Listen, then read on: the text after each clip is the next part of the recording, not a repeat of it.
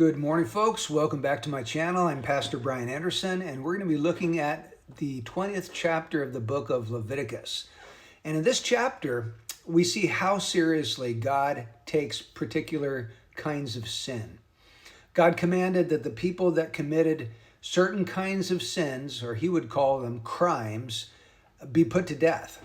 So these things that we're going to be looking at in Leviticus 20 are capital crimes. They were deserving of the death penalty. And I'll just go through them. There are 7 of them in this chapter. First one was when the people would give their offspring to the god, the false god, the pagan god, Molech, as a form of child sacrifice.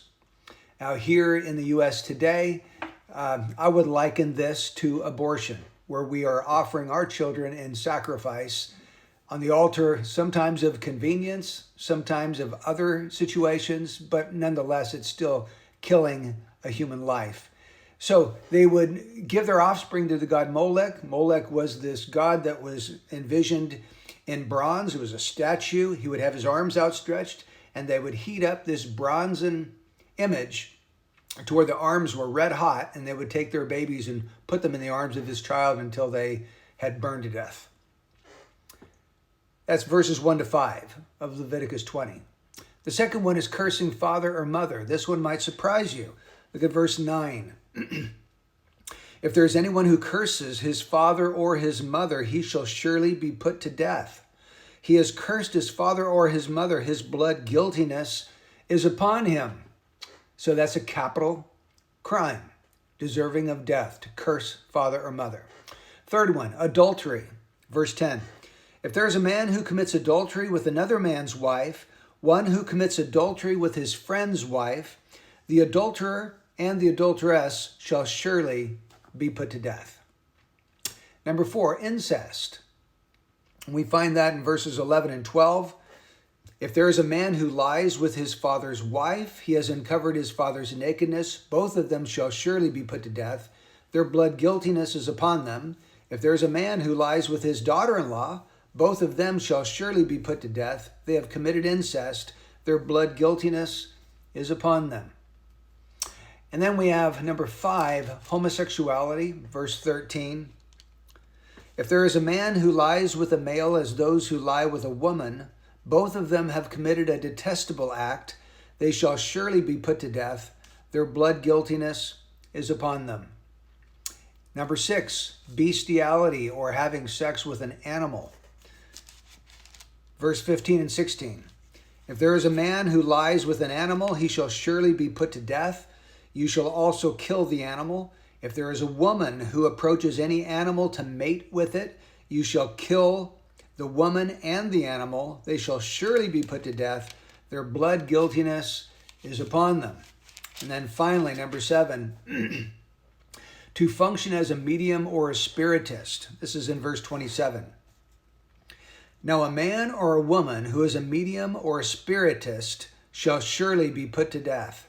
They shall be stoned with stones. Their blood guiltiness is upon them. So what I notice right off the bat from Leviticus 20 and comparing it to the society and culture that we live in today is how different the world is that God was the ruler over and gave laws to, that is Israel in the Old Testament, from what we have today here in the United States. It's sad because we disregard those very things today that God was so serious about. Virtually every one of the crimes here in Leviticus 20 has no penalty, no real practical penalty associated with it today here in America. God considers all of those things that we just read about worthy of death, and we either openly affirm them, like abortion through legal means, or homosexuality. We have our Gay Pride Month in June. So we might either openly affirm them or we just ignore them. We just pay no attention to them, like adultery. There's no penalty for adultery, cursing father or mother.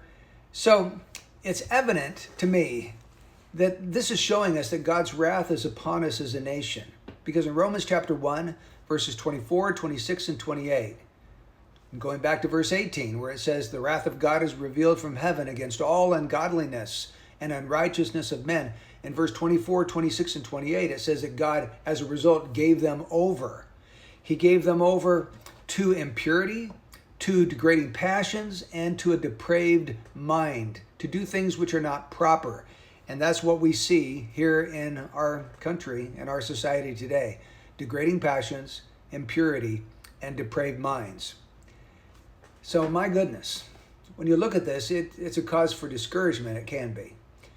But God is able to change all things. God is able to break into any culture, any society, any nation, and reform it and revive it. We desperately need God to revive us as the church. We need the church to come alive and be a light in a dark place. And perhaps God will use us once again in a national revival here in the United States. Wouldn't that be wonderful to see God moving and bringing past his righteousness in our nation again? Let's pray to that end. I'll see you on the next video.